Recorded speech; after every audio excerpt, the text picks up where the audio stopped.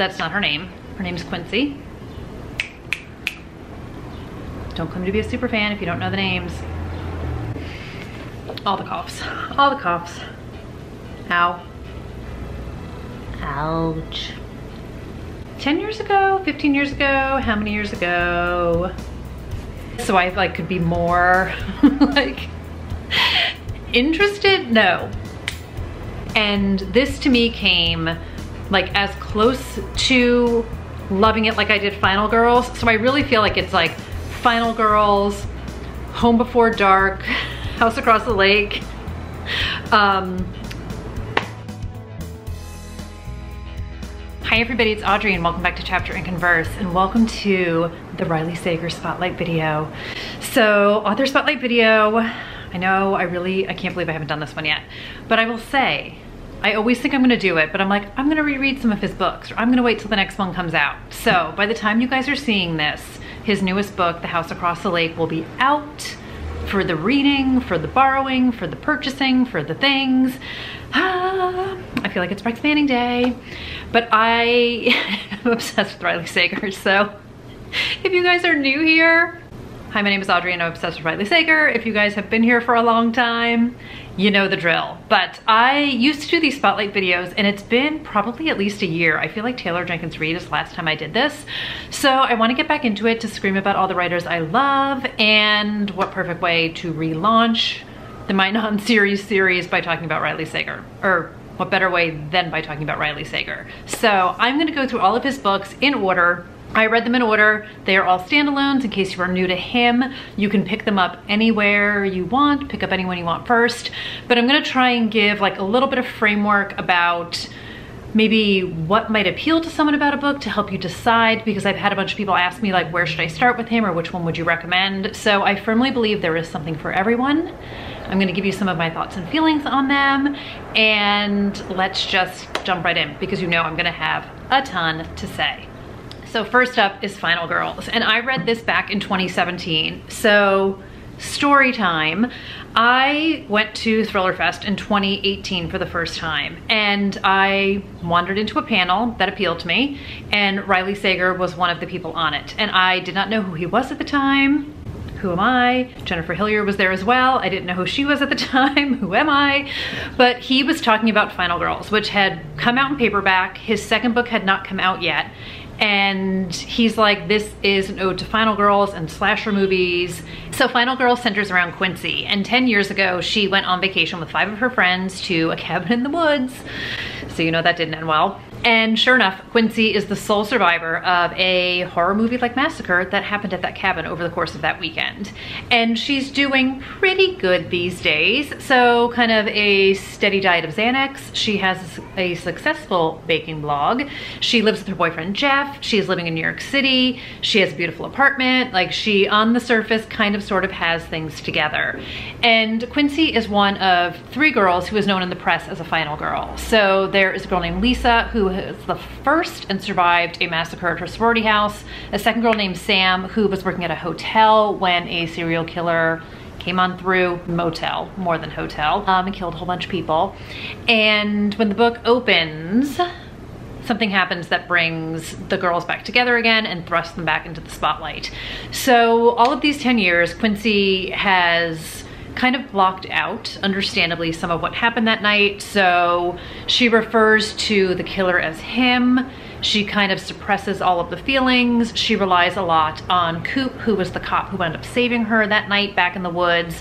And this book goes in dual timelines of 10 years ago leading up to and our current day with our what's happening kind of a situation. So if you are a fan of slasher movies, sort of those classic horror movies, this is perfect for you. This is, I will say it now, early in the video, spoiler alert, my favorite Riley Sager book. So I have read all of them, like I said. This remains top dog for me. I've read it twice. I will reread it again, I promise. And I just think it's absolutely brilliant. I was hooked by the characters. I was hooked by the story. I do love me some horror movies, so that might be part of it. And I just love the whole concept of this. So I was hooked. I didn't see it coming. I loved it. just as much, if not even more, the second time around, and I'm just such a huge fan of it. And this book opened such a gateway for me of like an entirely new world of reading with Riley Sager. So his first book, my favorite. If you're a horror movie fan, this is the way to go. Okay, so next up is The Last Time I Lied. So I've kind of done a little book reorg here too. I'm kind of fiddling with my shelves, but anyway, his books are all over the place. So this is the UK cover, but I have the US cover. It's just over there because I just finished reading it. So this is summer camp horror. And this one, I kind of thought it was like all those summer camp movies from like the 80s horror movies, kind of Friday the 13th-ish kind of stuff. But it's actually inspired by The Picnic at Hanging Rock, which is an Australian movie, which I didn't know anything about until he had mentioned it when he was talking about the book. And I have yet to see that, but I plan to see it just sort of out of curiosity, because the other thing I love about him and so many other writers is when they talk about what inspires them to write books or what that sort of aha moment was. I love going to find out sort of what that inspiration was and get, I don't know, not involved in it, learn more about it if I don't know more about it. So more of this will follow as I go through this video, but Final Girl, sort of his favorite. Final Girl is Sydney from Scream, which is one of my favorite series. But in this one, Picnic at Hanging Rock. So I just reread this, and this is the book of his that I felt like I knew the least. So I read this probably a few months after it came out, and I was so obsessed with Final Girls. I think I felt let down by this because, like, to me, Final Girls was just here and nothing was gonna match up to it. So, confession, I gave this a 3 on Goodreads the first time I read it. I am modifying my rating, which if you guys follow me on Goodreads, you will have seen by now. And this for me is definitely 4.5, I would say. And I don't know if I wasn't paying close enough attention or if it was just sort of like the letdown after Final Girls. I don't even know. I also feel like I missed a couple things the first time around. So I remembered the core story, but not all of it. So in this book, we follow Emma, and 15 years ago, she went to Camp Nightingale, and she was sort of late to get there and winds up being put in a cabin with these 3 16-year-old girls who are friends, and Emma is 13.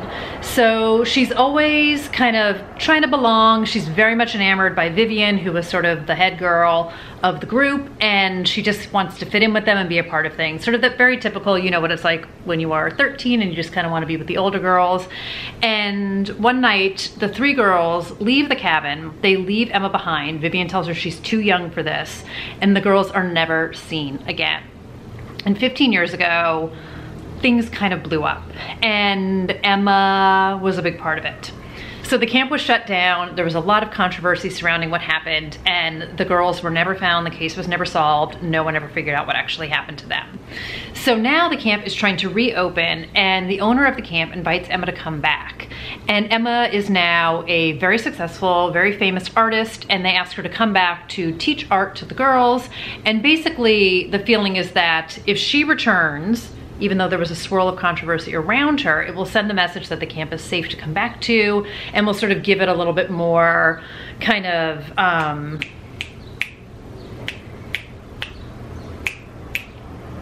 legitimacy, for lack of a better word. So Emma begrudgingly returns to go back, and part of it is because the 3 girls who went missing have haunted her in many ways. And in her paintings, she is always painting them, she is seeing them, she never figured out what happened to them, and this obviously left a huge mark on her in her life. So she returns to the camp, and no sooner does she get there, that really weird stuff starts to happen. So I very much enjoyed this, again, like I say, the second time around, and I know there was one moment in this, and I know it when I reread it, where I was like, no, the first time around. Like, as soon as I read it, I was like, oh, yep, I remember having an issue with this the first time around. I did not take issue with it the second time around, and this was a case of me disagreeing with a character's choice and having that not be okay with me. And it's not even anything controversial. I'm not gonna tell you what it is, but it was more of one of those things where I was like, no, you're not making a good decision here. Whereas you need to let the character make their decision because it's their choice. then it lends to the story. So I remember being hung up on something really silly, and that definitely influenced my opinion of this. But I gotta say, second time around, I really enjoyed this book, and I really enjoyed the ending of it. I definitely misremembered something, and I think I just convinced myself that something happened in this book that completely wasn't true. Valid. But, or not valid. I'm glad I reread it because it changed my opinion. I feel like I can definitely talk about it better now. But if you are someone who is into summer camp vibes, again, past and present mystery, we get dual timelines in this one. She's doing a little bit of amateur detectiving in this book, which I very much enjoy. And it just had like very good summer vibes to it too, obviously because you're at summer camp. So perfect time to pick this one up. But really enjoyed this. I'm so glad I reread it, and I'm very much looking forward to doing like a full gradual reread of all of his books, because I can see where I will have different feelings and get different things out of it each time. But I am endorsing this. I am upping my past rating, and I'm calling myself out for getting it wrong first time around because it was so good. And I also love, now that I've read his full catalog and going back, that you can see just sort of little snippets of things that continue to either play a part in his future books or just sort of stylistically. Totally enjoyed it more the second time around. Here we go. Okay, so book number 3 is Lock Every Door. And this is the first ARC on NetGalley I ever got. Died. So I did an entire video on Lock Every Door, and I compared it to Rosemary's Baby because that was the inspiration for this book. So it's dedicated to Ira Levin, and I had never read Rosemary's Baby before. I knew kind of the core story of it. I didn't love the book, but I also feel like, not that I didn't get it, but I kind of feel like I didn't appreciate it for how ahead of its time it was at the time. So like there were parts of it I enjoyed, but I didn't like love it, but that could just be a me thing or just a whatever thing. But Lock Every Door is definitely his Rosemary's Baby homage. But what he does in all of his books is he will be inspired by, again, a movie, sort of a, like Final Girls, like a trope, something like that, and he will put his own spin, his own take, his own viewpoint on it. And what I very much enjoy about his books is he takes something that you know, or you think you know, and you think you are going down a certain path, but it's not, in my opinion, ever predictable. I always find that I'm expecting one thing, or I think I figured something out, or in my head I'm comparing it to something I already know, and he still will continue to surprise me or do something that I love. And he also very much will sort of dance this horror thriller line, and I feel like there's sort of this unique genre that he helped create by kind of like an is it, isn't it, will they, won't they kind of a thing. So vague. If you know Rosemary's Baby, you kind of know what I'm talking about. If you don't know Rosemary's Baby, don't worry about it. But Lock Every Door is set in New York City, and I feel like, and this is sort of one of the things that I saw in The Last Time I Lied, I feel like he has a real appreciation for architecture and the house and the apartment building. Like these locations play such pivotal character roles, and even though like Last Time I Lied is set at a camp, there is a portion that is set in New York. And even when he's describing the high-rises and the apartments, like I feel like, and I might just be making this up, but I feel like he has a real love or appreciation for architecture. Could just be me. But in this book, because the building itself, the Bartholomew, plays such a critical role and is a character in and of itself, I just sort of continue to get that vibe from him. So this is definitely, Bartholomew definitely has like the Dakota vibes going on in it, and it's this ultra exclusive hotel apartment building on the Upper West Side.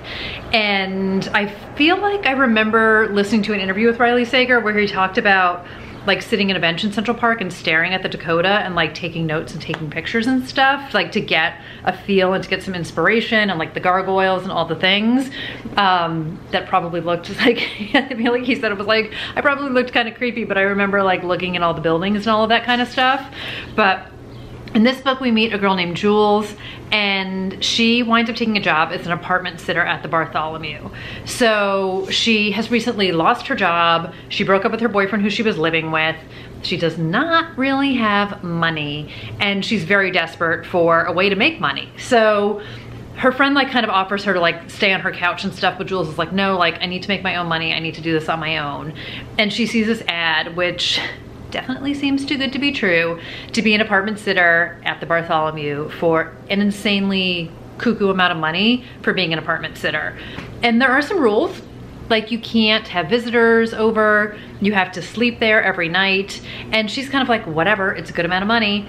And there is sort of this exclusive celebrity, private clientele, people who live there, other residents. So like you can't really talk to people, you can't talk about them. And she's like, no big deal, totally fine by me. And as fate would have it, one of her favorite books growing up as a child was set at the Bartholomew, and the author of that book lives there still. So she's very intrigued by the building and she has a connection to it. So she winds up taking the job, and she meets a couple other apartment sitters, and then sort of like another like, sure enough, no sooner does she get there as the one friend she makes who's another apartment sitter goes missing. And Jules becomes intent on figuring out what's happening and what happened to her friend and what is going on in this like ultra exclusive, ultra secretive building, because something definitely is not right.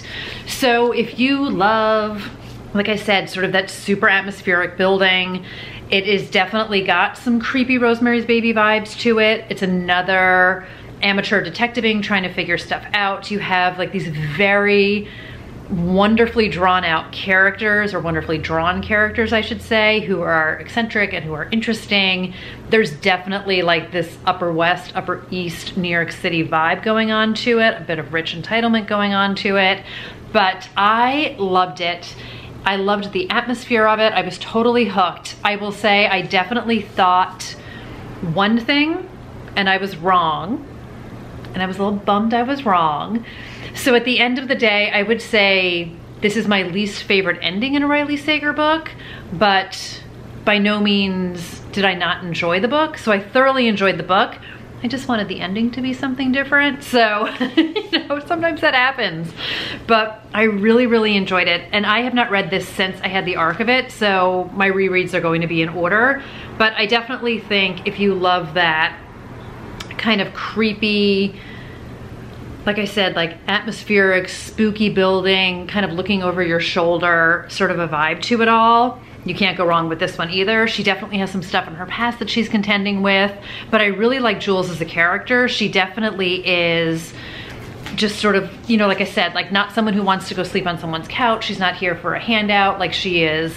She's here to get stuff done. She wants to figure stuff out. She's determined. She's kind of scrappy in that way. So I really enjoyed Jules as a character, and that dichotomy of sort of these uber rich people who live in this building, and then you have this group of apartment sitters who are sort of down on their luck or who are kind of desperate for money. So sort of that upstairs, downstairs kind of a feel that's got going on to it, but definitely a good read. Love always the New York City vibes, and had a very fun time with this one. All right, book number 4 is Home Before Dark. Up a little bit high. I also love this book, obviously. I feel like it goes without saying. So this is his Amityville Horror, but not what you think. And in this book, it's definitely the vibe of, he said like sort of his inspiration, and I wanna say he said he was listening to a podcast, and it was talking about Amityville, and it was this theory or this feeling or this idea he had of what happens to the children of the family. So in Amityville, the parents insisted the house was haunted, they left. I don't know if it is or not, I've never been to Amityville or not, but he was like, but what about the kids who grew up with this and who grew up with this lore and who grew up sort of in the shadow of this house and with the story that the parents swore till the day they died was true, that this house was haunted. So I love this book. So like Final Girls, and up until my recent reread of Last Time I Lied, Home Before Dark was like boom, right underneath Final Girls is like a favorite. I read this in 2 or 3 sittings. This was like a 48-hour binge for me. This was also the first book, this came out in 2020, so this was the first Panorama book, and this was the first time that Murder by the Book did personalized pre-orders and signed editions that they sent out, which I love and I do every year now, and I hope they continue to do it far into the future, but so cool. So in this book, we follow a woman named Maggie, and when the book opens, her father has passed away and she is kind of at the reading of the will. And she finds out that in the will, her father has left her, let me remember the name of the House of Horrors, Baneberry Hall. So for 3-ish weeks, 20 days, she lived there when she was younger with her parents. And this is this sprawling estate up in Vermont. And they left in the middle of the night one night because her father and her mother insisted the house was haunted, and they fled sort of like into the night, never to return again. And her dad wound up writing this book called House of Horrors, a nonfiction book about their life in this house for 20 days of this haunted house. And they became very rich and famous, and Maggie, even as a child, never believed the story, never believed the house was haunted, and always took issue with the fact that her dad made a ton of money off what she believes is a lie. And she is very surprised to find out that her parents still own the house and that her dad had left it to her. So Maggie, as fate would have it, is a house flipper. So she's like, I'm gonna go up there, I'm gonna fix this thing, I'm gonna sell it, get rid of it. This thing is nothing but bad memories for me. And her mom is like, don't go. Don't go to the house, leave it alone, just let it be, walk away, not worth it, don't go. What does Maggie do? She goes. And this book, on top of making her family a ton of money, also made the town infamous, the people who were involved. And when Maggie returns, it's safe to say people are not super jazzed to see her, and they are not jazzed about having this spotlight put on them all those years ago, and people still continue to come around. Kind of just like with Amityville, people want to get a look at it, people want to see what all the fuss is about, and this town basically is not very happy to see her. And here we go again. I keep saying, like, no sooner does Maggie show up at the house and start working on the renovation, that weird stuff starts to happen. So one of my many favorite things about this book, and again, one of my favorite things about following a writer and watching them go through their career and watching them advance in their career, is this is a book within a book, and watching just sort of how they challenge themselves and change how they write and continue to up their game. So you get present day Maggie, and then the past is chapter by chapter of her father's book, House of Horrors. So we get to see things that unfolded in the past and how it mirrors in the future, or in the present day. And I just love it. I love it as a storytelling device. Book within a book is one of my favorites. And I thought he wove it together just so seamlessly. And it was one of those things where, you know, sometimes you read a book and you're like not jazzed about one of the timelines, or you're like, oh, I just want to get back to the other thing. With this one, I was just like, yes, yes, yes, yes. Flipping pages, flipping pages. Nothing was dragging me down. Nothing was holding me back. I wasn't unhappy with either timeline at all.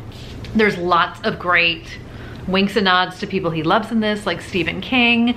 I love that he puts in like his own little, not even Easter eggs necessarily, but again, you start to see a writer's craft. You get to see things that they gravitate to, even if it's like just small things they drop. So one of his favorite movies that he talks about is The Sound of Music, like Riley Sager in real life.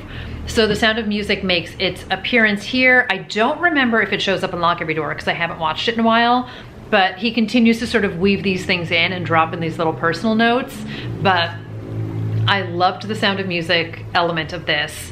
And there definitely were some cringeworthy moments in this. Like, I definitely was like coming out of my skin during certain scenes. He totally creeped me out. I definitely, like if I was watching the movie, it would have been through the eyes kind of a thing. And I loved it. I didn't know where it was going. I was thoroughly surprised by the ending. This could have gone, I kind of had like two different ideas of where it could have gone, and I would have been wholly satisfied with either choice he made. So if you like haunted house stories, if you like the book within the book, if you like to be a little bit creeped out and spooked out, a little over the shoulder, again, you're not quite sure what's happening, things that go bump in the night, this book is for you. We'll get to it when we talk about House Across the Lake, but I mean, they all just like, you have to pick a favorite Final Girls, but like it's just, it's right there, you guys. It's just right there. I just love it so much. I think it was so well done. I love the characters in this, perfectly spooky. You can see how he's inspired by Stephen King, and I just think he does such a great job. And as someone who is a writer who continues to look for ways to have creative storytelling ideas, I know how hard it must be to do book within a book, and I've obviously listened to a ton of interviews with him, and he talked about how this book like basically nearly just like destroyed him because of how hard it was to do the multiple timelines. He was also renovating his house at the same time, so talk about like, I don't know if it's like life imitating art or art imitating life, but I just absolutely loved it. And I would say this would probably be my entry point recommendation for him, because I feel like it's universal enough in a haunted house feeling, but also like such a great showcase of him as a writer. So if you're looking for a door in, this might be the way to start, I would say, with him, but loved it, loved it. Book number 5 is Survive the Night. And this is probably my favorite cover until The House Across the Lake came out. But I love the car lights in this one. I love the blue and orange. I just feel like this has such a good glow factor to it.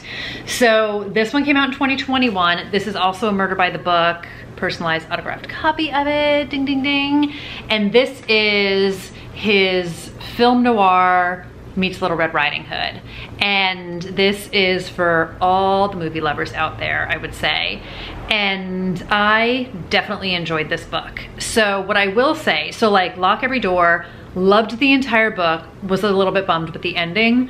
With Survive the Night, I had a bit of a hard time getting started with this book because I was kind of like, I kind of feel like this feels a little bit familiar to me, and it doesn't feel like anything new was happening.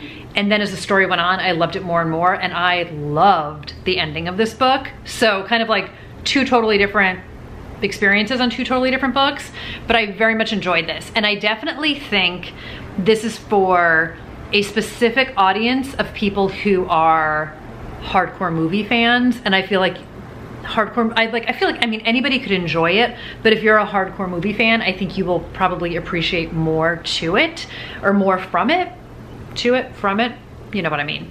So in this book, it is 1991. My favorite things, like the opening part of this, is Nirvana's in the tape deck, George H.W. Bush is in the White House, and movie-obsessed college student Charlie Jordan is in a car with a man who might be a serial killer. So all of the press he did for this, he played Come As You Are, those opening beats by Nirvana, which plays a part in this book. I love his love of music and movies that just like play such a big part in all of his books. And I love me all things 90s. I do. So in this one, Charlie is a college student, and it's November, and she wants to get home to her grandmother, and there has been some murders on campus, and there is a serial killer that's been known as the campus killer, and Charlie's roommate is one of the people who got murdered. And Charlie has a whole bunch of her own stuff going on, and she just wants to get the heck out of there now. And she winds up going to the ride board, which in the 90s, for those of you who were not there, or were not of that age, yeah, people just used to post stuff on boards and get in cars with strangers. And yeah, you would just drive cross country together or take me from point A to point B, and it was like completely acceptable because we were not worried about really weird things like getting in a car with a serial killer, because we were naive at the time. And Charlie winds up finding this guy, Josh, who is driving the same way she is, and she takes a ride with him. And as the car ride starts, she kind of starts to get the feeling that Josh might be the person who murdered her roommate. And like, now what does she do? Because it's 1991, there's no cell phones, there's no way of tracking anything, and she's not quite sure what to do. And to add to Charlie as character, Charlie has, like I said, some baggage in her past, and when her stress takes over, or she's in a very stressful situation, she flips to what she calls movies in her mind, and things start to play out in front of her, and she can't differentiate between reality and the movie in her mind that's playing.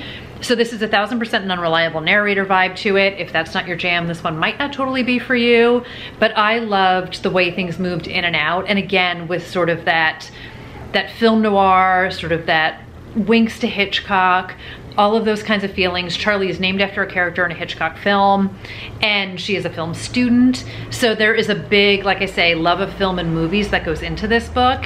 And to me, this is very much and I feel like A House Across the Lake is gonna be the same thing. Like, you think you know, but you have no idea. You think you've read this story before, but trust that something is going to happen that is going to sort of, what's the word I'm looking for? Subvert your expectations.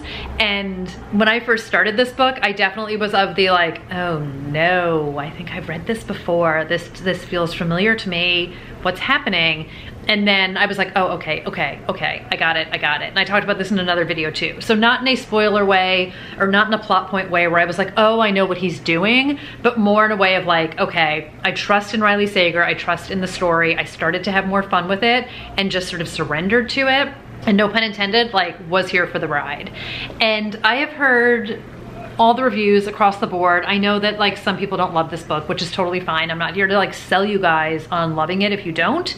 But I do think some of the people who didn't love it are people who listen to the audiobook, and I'm not poo-pooing audiobooks in any way because I love them and I listen to them all the time. But I do think this is a book that needs to be read in order for certain things to be understood and appreciated, if that makes sense. And I did listen to like one particular booktuber talking about it, and I 1000% think they didn't get the ending because I don't know how it was relayed on the audiobook, but I think my feeling is certain things get missed in the audio translation, or maybe I'm just reaching, I don't know. But I very much enjoyed it. Like I said, I'm gonna go back and reread them all. I dog-eared a whole bunch of stuff in this one. I went down a very deep rabbit hole of movie watching, of Hitchcock. On his website, he had a list of all the movies that are mentioned in here. So if you wanna have like a fun game of it all, you can watch all the movies that he talks about. But I love how his love of film, and he was a film student in college, but I love how his love of film comes through in the book. And again, doesn't come as a surprise to anyone. I totally enjoyed it, and I just love the 90s vibes of it all, but I had a fun time with it. I really like, sort of like I said, like how he had her do movies in her mind, and I just loved the creep factor of it all. And I love the feeling of like thinking you know, but you don't know. Maybe other people figured it out. I didn't figure it out. And finally, we have his newest book, The House Across the Lake, which came out on June 21st. And I was also so very lucky to get an ARC of this from NetGalley. Died, screamed, devoured it, loved it. And I can't wait for my Murder by the Book copy to show up. It's in the mail, he's signing them, and I just loved this book. So one of the things I loved about this book is I feel like he did something in this book that he's never done before, and I loved it. And very much again, I feel like this is a story you think you've heard before and a story you think you know, but you don't know. And in this one, we follow Casey Fletcher. She is an actress whose husband passed away a year ago. She is basically having a epic public downward spiral in New York City, and her mom is like, you need to get out of the city, you need to go up to our family cabin, get out of the spotlight, get it together, girl. Stop it, cut it out, get it together, just deal with it. And Casey goes to the lake. She doesn't necessarily go that well though. So it is a lake up in Vermont. It is October, so it's not peak season, so there's only a couple other people who are in the houses. And Casey basically hangs out on the back porch with bourbon and binoculars, and she does the rear window thing and starts spying on the new neighbors across the lake who live in one of those glass apple head house type of super modern apartment houses, not apartment, houses. Live in a house. They live in a house across the lake that's like all glass so she can see in. So The husband is like a dot-commer who created an app and is uber rich, and then Catherine is his wife, and she is a model, and she's like super bougie and super beautiful and all the things. And one of the days Casey is sitting on the back porch, bourbon and binoculars, and she sees Catherine swimming in the lake, and she sees Catherine drown. So Casey goes in and saves her. They become very fast friends, and they begin to hang out, and then a few days later, Catherine goes missing, and Casey is convinced that the husband did it, and she is fixed on proving it. So there are a couple other side characters. Casey is on a mission. She's gonna figure out what happened to Catherine. She is definitely on the boozy side of things, so she's a little bit unreliable in that way, but this is not your typical drinking narrator looking out her window at her neighbors and thinking something happened. Trust. I really, really, really enjoyed this book. I think he did such a great job with it. I was totally hooked. There are Easter eggs to his other books in this. Again, there are some winks and nods to things that he loves. There is 1000% a Jennifer Hillier reference in this, which I absolutely screamed about.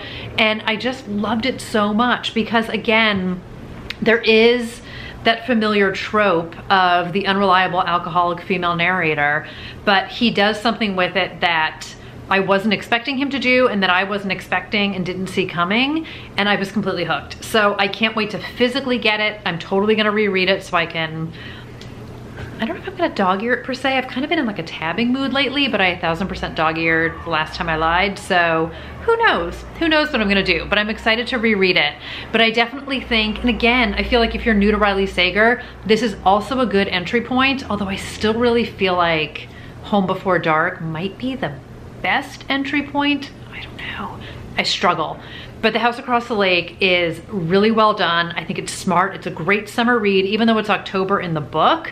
It just sort of has that same kind of on the lake. It's a summer house. She's there in the off season.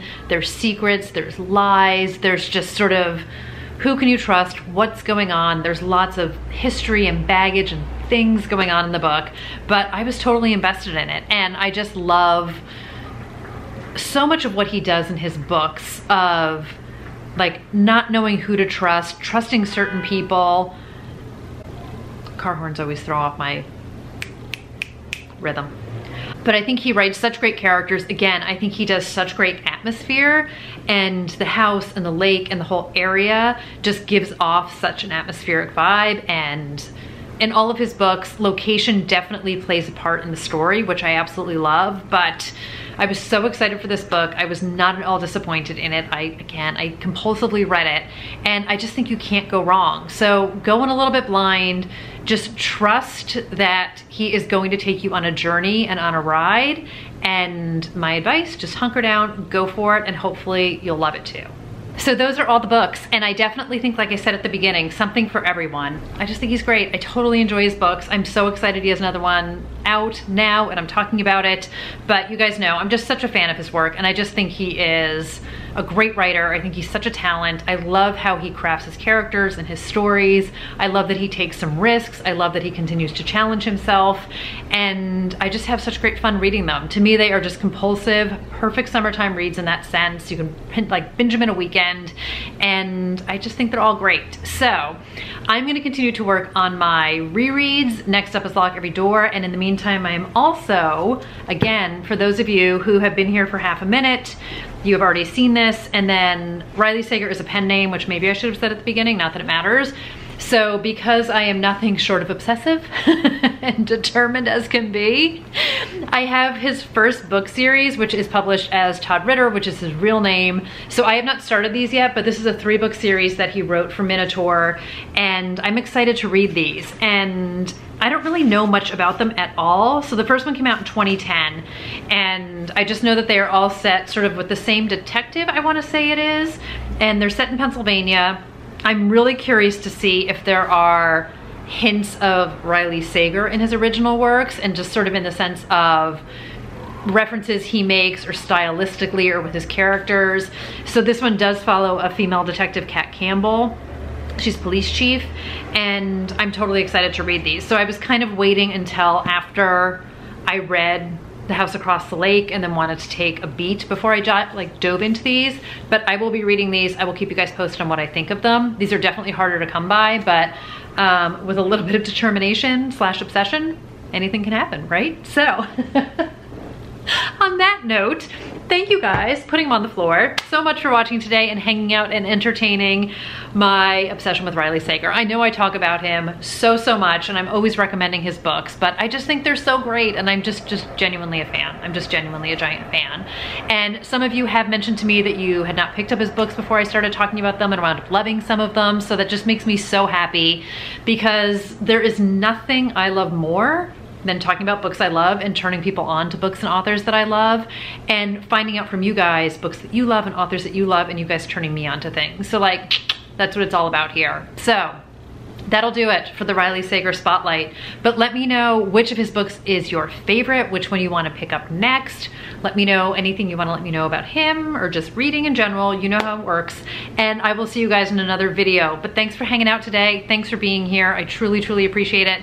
And I will see you guys in another video really soon. Bye everybody.